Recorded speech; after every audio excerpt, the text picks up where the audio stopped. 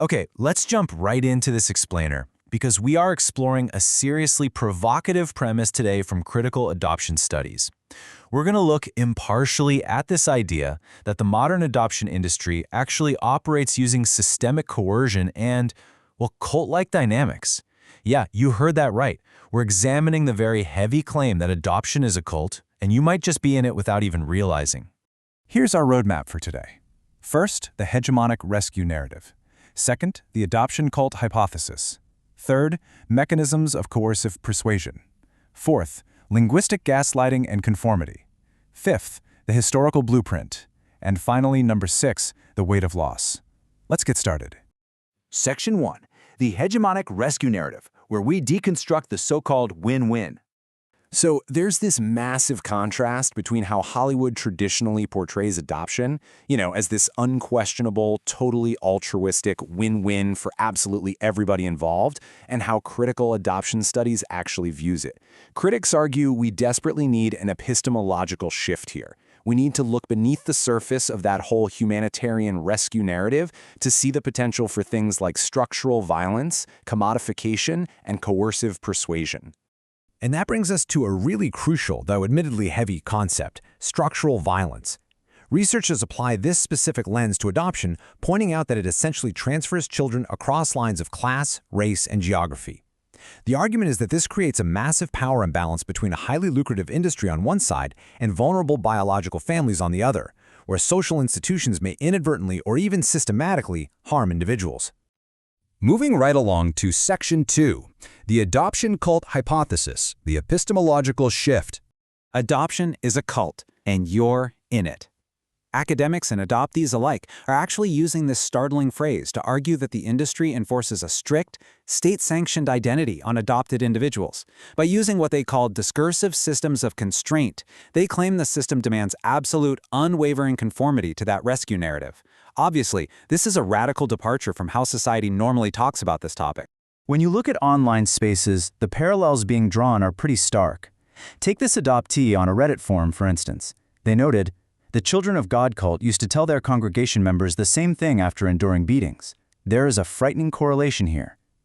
Adoptees are increasingly speaking out about the forced, compulsory gratitude they're expected to show their adoptive parents, even in abusive situations, and they're comparing it directly to the compliance mechanisms we see in recognized cults. Which leads us to Part 3, Mechanisms of Coercive Persuasion, the Architecture of Conformity.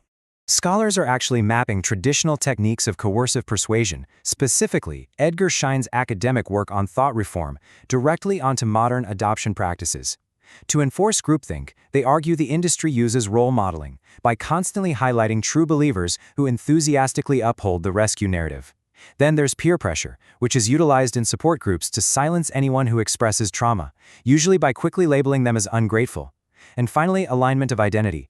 This is achieved by pushing the blank slate myth to psychologically and legally replace a child's biological history entirely.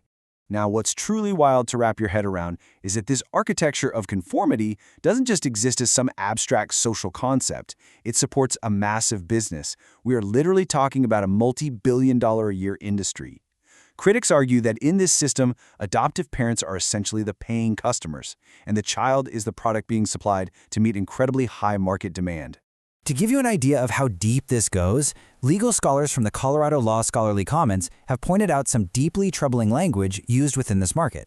For example, some industry frameworks explicitly describe children in foster care as unsold inventory. Yeah, unsold inventory.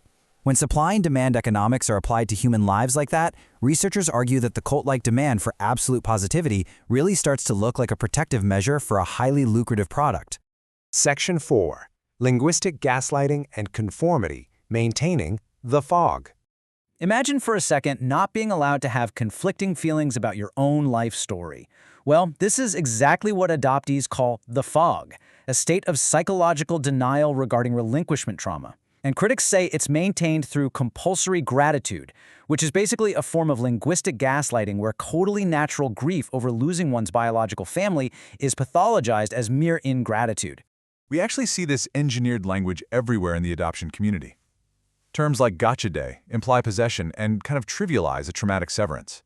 Then you have forever family, which is heavily criticized for masking the inherent instability of adoption and completely erasing original kinship bonds. Orphan theology frames the whole process as a divine mandate, centering the spiritual gratification of the adopters over the actual child. And brave love often romanticizes a mother's crisis to praise relinquishment, instead of actually supporting biological mothers to parent their own children. All right, Part 5, the historical blueprint, systemic erasure. Critics argue this whole architecture of coercion didn't just happen by accident. It was deliberately engineered over decades. Tracing the history, researchers point to a pretty disturbing timeline. From the 1920s to the 1950s, a woman named Georgia Tann trafficked children and manipulated laws, preying heavily on poor, uneducated mothers. Mid-century, she was shielded by corrupt officials like Memphis Mayor Boss Crump.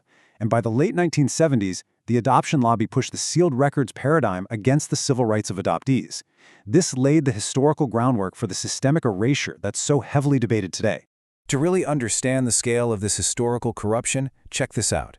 An estimated 20% of the children Georgia Tann kidnapped were supplied directly by the unlawful rulings of a corrupt judge named Camille Kelly, who was firmly in Tann's pocket. The other 80%? They came from various illicit sources, which frequently included literally lying to vulnerable mothers and telling them their babies had died.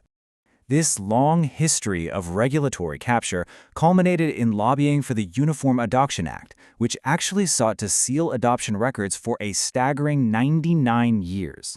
Researchers point out this wasn't necessarily to protect the privacy of biological mothers, as is so often claimed.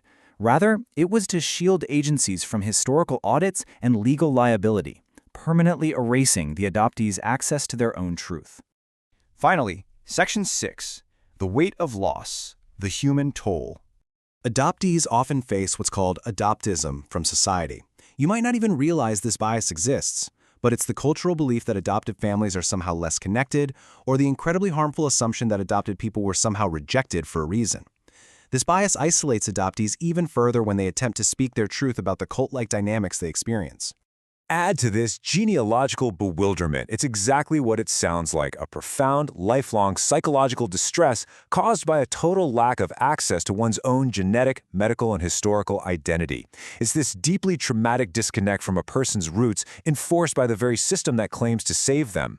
When exploring these lived experiences, Critical Adoption Studies argues that treating adoption as a purely benevolent, unquestionable rescue mission exacts a massive psychological toll.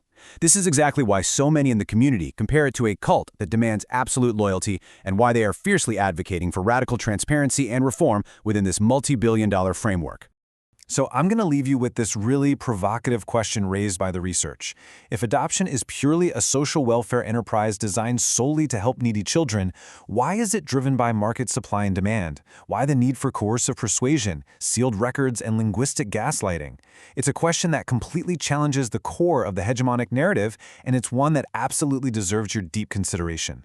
Thanks for joining me on this explainer, and I hope this sparks some critical thinking about the complex systems around us.